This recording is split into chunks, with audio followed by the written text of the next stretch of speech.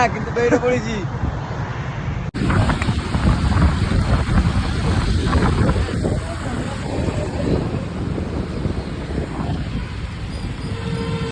Hello Huggies, আমরা এখন eco পার্কে ঘুরতে এসেছি গাইস। তোমরা দেখো কত ভিড়।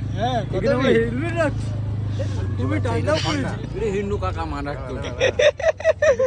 আইপিএল টাওয়ারটা দেখিয়ে দে ভাই, দেখিয়ে দে। ইকো পার্ক কি প্রথম আছে না? এই বাবের জন্য প্রথম এসেছি গাইস। কি বলছো শোনো, পুকুরটা দেখ করে, এই বড় ঝিলটা কি বড় পুকুর লেগে গেছে চারটেই। এখন এসেছি গাইস আইপিএল টাওয়ারে, তখন আমরা বাল ছিটতে এসেছি।